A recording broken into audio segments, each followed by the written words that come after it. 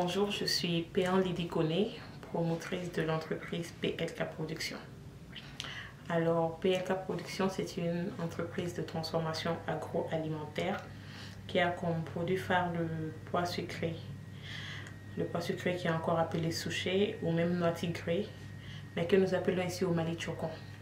J'ai décidé de la transformer en biscuit pour y apporter plus d'innovation.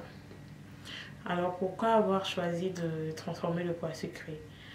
Parce que je suis très fan de pâtisserie, de tout ce qui est sucré, de tout ce qui est biscuit. Et en même temps, je fais des études dans le domaine de l'agriculture où j'ai un diplôme de technicienne agricole. Donc, comment combiner la pâtisserie avec l'agriculture? C'est là que l'idée est venue. Et dans mes recherches, j'ai trouvé que le pois sucré est sans gluten. Alors que le gluten, c'est cette substance qui se trouve dans la farine de blé et qui, en la consommant, nous fait grossir. Donc, manger sucré et ne pas grossir. Alors là, j'ai eu l'idée de combiner la pâtisserie avec l'agriculture en transformant le pois sucré en biscuit qui est sans gluten et qui ne me fera pas grossir.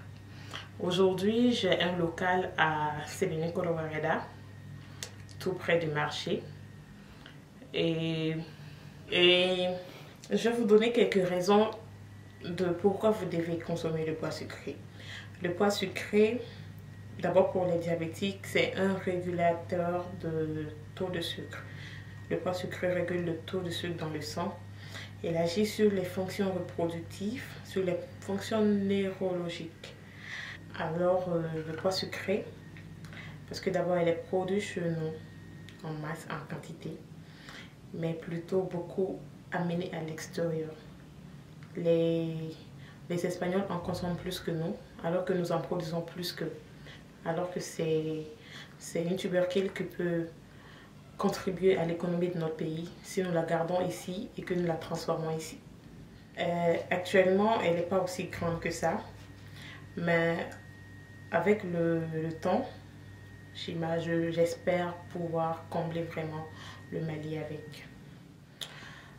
Pas trop, je dirais pas trop, mais c'est en train de venir. Les gens commencent à s'y intéresser parce que les Maliens ont tendance à apprécier ce qui vient de l'extérieur que ce qui vient de l'intérieur. C'est un grand souci, c'est un grand défi.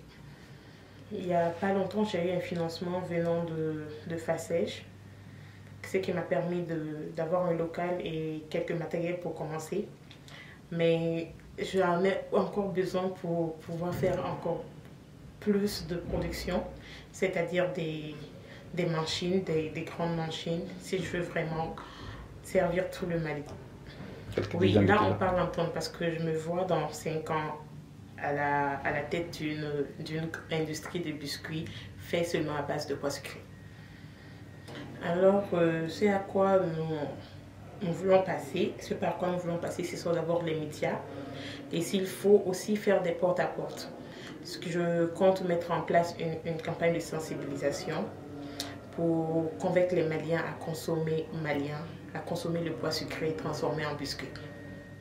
Alors la farine de blé, pour commencer, elle contient du gluten.